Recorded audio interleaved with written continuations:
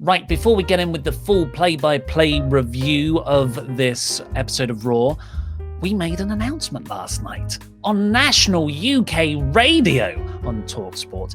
That is, next Tuesday, Alex McCarthy will start Wrestling Daily on Wrestle2. And we are joined by Alex McCarthy's co-host, Nugget. Hey, look at him. It's the guy from... it's the guy from the Get Rowdy thing. I'll always regret submitting that as a potential thumbnail. I don't know what I was thinking. Have we told the story? Have we told the story behind that photo on this show? We have, sort of. We talked about how it was very, very funny that Louis posted that up as a, hey, can you put this into a thumbnail, please? And I was just like, can we get a photo of you looking happy? Can we get a photo where you don't look like you're bored? It was from my Matt Seidel interview, and he also looked miserable. Yeah, it's Matt Seidel, man. He's got some stories to tell. So tell us a bit about Wrestling Daily, Louis. So we want it to be a massively interactive show. We want your guys' thoughts, opinions. We're going to talk about the news that you guys want to talk about. A bit of an exclusive here. One of the segments that we're going to be doing on the show. It's basically we're going to review your guys' hot takes. So you can send us in some of your hot takes, some of your unpopular wrestling opinions, and we'll review them. We'll say how spicy those hot takes are, and if we need a big glass of milk on the side because they're just a little bit too hot. But yeah, we're very much looking forward to it. So subscribe over at Wrestle2. Next Tuesday the show debuts, so we'll be looking at obviously Raw and a load of other stuff. We're going to talk about the big talking points, from the news that day, and yeah, we're going to have some fun. So hopefully see you all there. A glass of milk, or as Oli Davis calls it, tea. Hey. Bye, Louis. And he's back. Bye-bye. Nope, he's still here. He's always here. But yeah, seriously, everybody do what Louis just said. Wrestling Daily next Tuesday. Thanks, okay. Louis. I'm Mr. Davis. I'm joined by my mortal foe, Lukewarm Luke Owen, no longer tied together by being the reigning Quizzlemania Tag Team Champions. We were defeated by 1 point only on last night's Quizzlemania 20 by the Good Brothers, Doc Gallows and Carl Anderson. In second place with 55 points, it's Team WrestleTalk, which means your new Quizzlemania Tag Team Champions are the Good Brothers. After just getting pummeled the first few rounds, just beaten to death.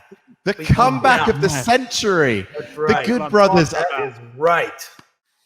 Yeah, I'm afraid we are no longer. I mean, I'm still your That Champion, but I'm no longer your Quizzlemania champion. I'm no longer your Quizzlemania Tag Champion either. We were beaten by Gooder Brothers. Unfortunately, on last night's show, they were the better team. They were gooder. They were the goodest of brothers. Mm-hmm. We were just good professionals. We're no longer brothers. But yes, the odd authority. Not going to lie, bit reading right now. People are asking questions. Pete's Discord messaging me being like, if you're so infallible and omnipotent, how come you keep losing these belts? I don't know. I've got plans, though. Plans for Hell in a Cell, for Full Gear, for Survivor Series. Subscribe so you know what happens next. But for now... hey, Davis, I've got a question for you. Comes from Aries. How many rounds are there? Mr. Davis. How many rounds are there here? So there's going to be... Isn't this your show, pal? Oh. How many rounds are there? Here on my show. How many rounds are there? Just going to ignore, be the big man. Carry on.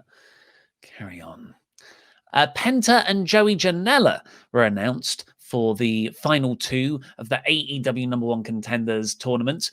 So you showed all the first round matches, how they're going to end up.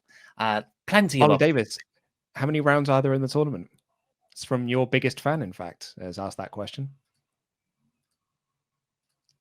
Well, there's the quarterfinals, which would be round 1. There's the semi-finals, which would count as round 2. Mm-hmm. And then there's the final match, which will count as round 3. So that there are 3 rounds. 3 rounds. Okay, good to get that answer there. And our opening round matches. This is quite the lineup, isn't it? Okay, so we've got Kenny Omega versus Joey Janela. Colt Cabana versus Hangman Page. That'll be fun. Let's bust through these super chats. Last call, folks. Tyler Wright, how many rounds are there to this review? Genuinely one of my favorite Quizlemania moments. Thank you for everything, boys. Jam that jam. Jay Van Hansen, I'm excited about the tournament. I just hope that maybe Mr. Davis can tell us how many rounds there are. Love you guys. Quizlemania was gold. And that is all of the super chats there, Davis. You can get rowdy now. By the way, I did use my British slang. I used smeg. I heard. Smeghead. Yeah. Oh my God, sorry. Can't believe Sean totally no-sold it. I was so disappointed in him. But here's the thing, Luke, the people are turning on you. The people of WrestleTalk are turning on you. I got a DM from somebody, a viewer of our show, that told me not to listen to you, that smeg is not a good slang word to use and that no one uses it. I literally got a DM. What? I mean, do you know what? Like, there were so many messages that I got from people being like, you know what smeg means, right? And I was like, guys, it's not the same thing. It's not a shortened version of smegma. Doug Naylor has been on record so many times saying they didn't know about that. It's literally just a made-up word to replace a swear word. It's got nothing to do with smegma. It's got there's no connection between it. But also, that guy's wrong. So this is what he said. I won't say his name. I won't snitch here completely. He said, "Hello, Denise. Do not believe lukewarm Luke Owen. No one that is cool says smeg in the UK." What? The people are turning on you, Luke. Is people not using smeg anymore? Am I stuck in 1992? Like, have I just not moved on with the times? I don't think you've moved on, Luke. This is it. Oh, man. But I'm so using old. smeg now, so there you go. It just got here to the States. Me and you, Denise, we're going to take smeg back. It's going to take over the US as well. The hardest working person in all of sports infotainment is going to be using smeg. Everyone should be using it. Right. Yes. Let's get into the mailbag. If you want to submit a question to the mailbag to me and Denise, all you got to do is become one of our awesome pledge hammers on Patreon at any dollar amount and leave a comment in the community tab. Do not email me. I will just lose it. Bad at my job, guys. And I know that some people tried to email me this week and I did lose them. I'm bad at my job. In the community tab, folks. Brian Higgins says, I just came across a video of the WWE watch along for Hell in a Cell 2019 to see X-Pac's reaction to the Hell in a Cell finish, and Denise Salcedo is there. With Hell in a Cell 2020 soon, just curious, firstly, Denise, thoughts on last year's main event? And also, what was everyone's reactions, opinions when the camera stopped rolling? Seems like only X-Pac was honest and everyone else was trying to be as diplomatic as possible. Jam that jam. Give me a yes, please. I am very curious because I've actually never spoken to you about this either. All right. So how do I even begin to say this? You know, obviously, I was there as a guest. You're not, I'm nobody. I'm not X-Pac. I'm not Sean Waltman. I can't go out and express my opinions. No, I'm there as a guest. I'm there to, help excite people. And, I can't be like, oh, this is awful or anything like that. But in that moment, and there's this terrible face that I make, and it's just, oh my God. I don't know if you've seen the picture. I'll probably DM it to you. It's so embarrassing. Have you seen it? Dude, I saw the clip. We actually had the clip on when we were doing all of our coverage of last year's Hell in a Cell, we were showing the clips of X-Pac losing his mind. It's like, how do you have a freaking DQ in a Hell in a Cell? I was like, oh, this, because I didn't know you at that point. I was like, oh, this poor woman that's there is just going to be like, hey guys, let's just look at the story that's going on here. The referee's called for the bell. No, there's this screenshot of me where I literally have this ugly face. And it just looks really, I have the WTF face, but obviously I don't say anything because I'm on, WWE TV. I'm not going to be trashing them. That's just not going to happen. But unfortunately, my face said it all. I couldn't believe it. And the only thing that I could add to that was, well, they're putting the cage up already. So it's done with, it's confirmed. But I think when Sean, he went off and did his thing, I was just kind of like, I don't even know. It was just this crazy moment where everything happened so fast. And even afterwards, I was talking with Sean about, everything that went down. And he's like, oh my God, like he was telling me like how his Twitter was blowing up. And it was crazy. Okay. Yeah. Like, it was crazy the amount of attention that watch along got. And it ended up being like the most popular watch along of all time, the most talked about watch along of all time. And it was just crazy that I happened to be part of it.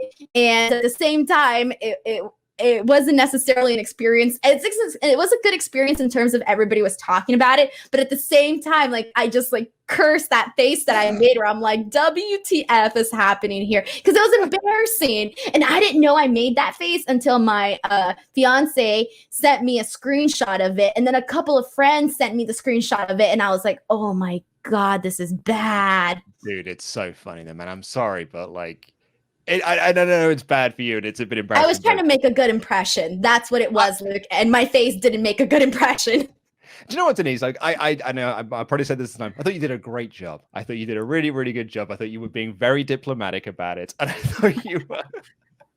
Yes. Oh my God. It was like, how do you react? You don't know what's gonna happen. You don't. Oh man. Yeah. No. Absolutely. We've got the freedom here on our channel. We're not affiliated by WWE. We're not working with WWE. We're not working with AEW as well. For the record, a lot of people think that we are. So like when we do our live reactions and there's a finish like that, we can do like the oh my God, what in the heck was that? But if you're in that room and you've got to be like, oh, I can't even imagine. I don't even know what I would do. I would probably pull the same face. I would have pulled the exact same face. And then like for a split second, like you forget like what the heck, because I couldn't believe it. I mean, it was so shocking, right? You've been a fan forever and then this happens. I mean, it was horrible, but you know what? It was an experience. It was what it was. And I still treasure that experience because it was an awesome moment for me career-wise, even though I made that WTF face. Have you ever been asked to go back? No. That's probably, oh my God. And then even Sean was like, I don't care if you ask me not to be back here. And I'm like, I want to be back. I want to be back though. So no, I have not asked to be back. What? I need the work, Sean. Don't drag me down seriously, with you. Seriously. I was about to start disassociating. I'm just kidding. But I mean, it was just a great weekend overall. They took care of me very nicely. They paid for everything, flight and hotel. So it was like a dream. And it was my first time going backstage too. So, you see backstage, on TV, but being there, it's different. And it was such an awesome experience. I'm so thankful for it.